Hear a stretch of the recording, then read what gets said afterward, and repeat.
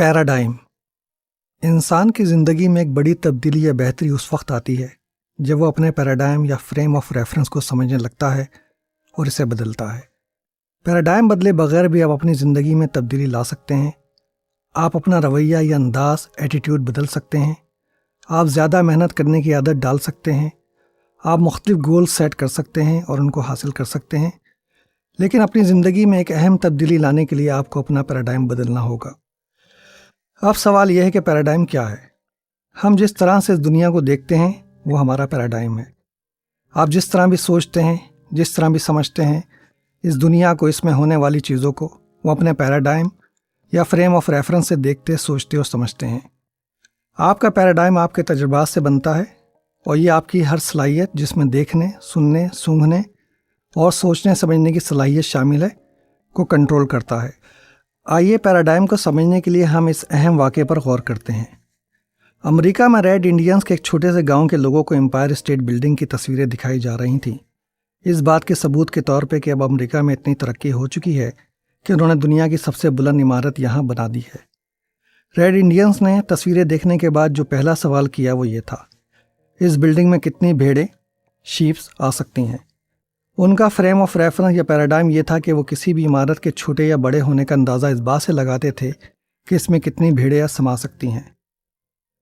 Paradigm shift یا paradigm کی تبدیلی کو سمجھنے کے لیے میں آپ کو ایک واقعہ بتاتا ہوں جو ڈاکٹر اسٹیون کوی نے اپنی کتاب 7 habits of highly effective people میں اس طرح سے بیان کیا ہے۔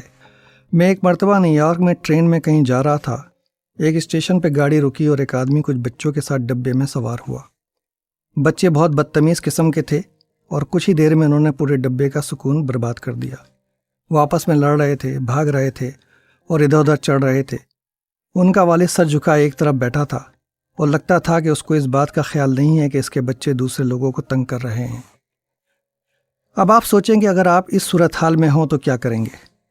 ظاہر ہے کہ آپ کو کافی غصہ آئے گا کہ آخر یہ آدمی کیوں اپنے بچوں کو نہیں سنبھال رہا۔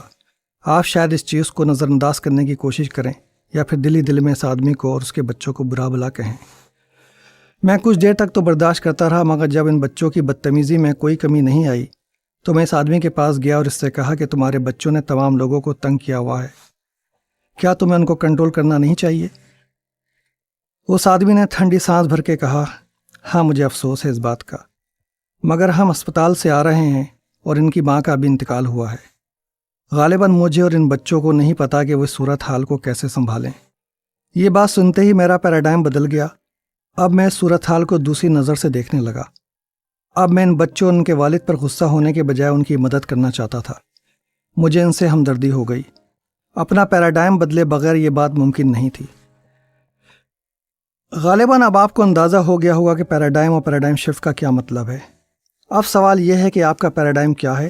آپ کس طرح سے اس دنیا کو دیکھتے ہیں؟ کیا آپ اپنے آپ کو حالات کا شکار، وکٹم سمجھتے ہیں؟ کیا آپ کا خیال ہے کہ جس طرح کے بھی حالات ہوں آپ کو ان کے مطابق زندگی گزارنا ہے اور آپ ان حالات کو نہیں بدل سکتے؟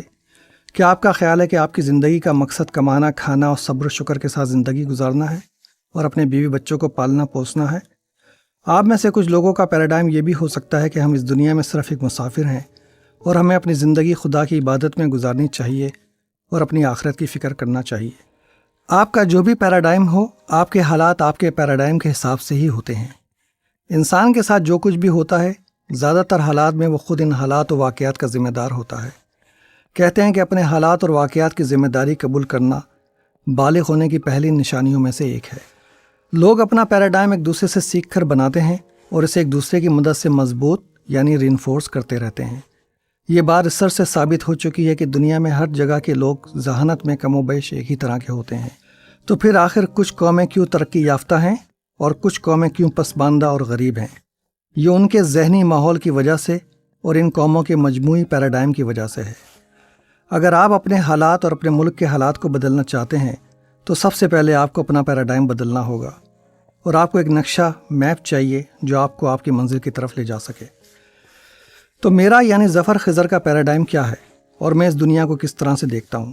میرا خیال ہے کہ میری ذمہ داری مجھ سے شروع ہوتی ہے اور اس کائنات پہ جا کر ختم ہوتی ہے۔ میں ذمہ دار ہوں اپنی زندگی کا اور مجھے انتہائی کوشش کرنی ہے اپنی زندگی کو بہتر بنانے کی۔ میں ذمہ دار ہوں اپنے بچوں کی بہترین پرورش اور تعلیم و تربیت کا۔ میں ذمہ دار ہوں اپنے محلے کو، اپنے شہر کو، اپنے ملک کو بہتر بنانے کا، اور یقیناً یہ میری ہی ذمہ داری ہے کہ میں اس دنیا اور اس پوری کائنات کی بھلائی اور بہتری کا بھی خیال رکھوں۔ اگر یہ کائنات نہیں ہوگی تو یہ دنیا بھی نہیں ہوگی، اگر یہ دنیا نہیں ہے تو یہ ملک بھی نہیں ہے، اور اگر یہ ملک نہیں ہے تو ظاہر ہے کہ نہ میرا شہر رہے گا اور نہ میرا گھر اور میں۔ مجھے اپنی زندگی میں اس طرح کا توازن، بیلنس رکھنا ہے کہ میں خود بھی ترقی کرتا رہوں اور بہتر سے بہتر ہوتا رہوں، اور اپنے ملک اور دنیا کی بہتری کا بھی خیال رکھوں۔ اس پیراڈائم ہی کی وجہ سے ایک $6 ملین کا بزنس چلانے کے باوجود میں نہ صرف اپنے بزنس کو زیادہ سے زیادہ ترقی دینے کے لیے کام کرتا ہوں، بلکہ اپنا فارغ وقت ان کتابوں کو پڑھنے میں لگاتا ہوں جن سے میں یہ سیکھ سکوں کہ اس دنیا کو کیسے بہتر بنایا جا سکتا ہے۔ اپنی ان مصروفیات کے دوران ہی میں یہ کتاب بھی لکھ رہا ہوں، کیونکہ یہ کتاب پاکستان کو بہتر بنانے میں مدد دے سکتی ہے۔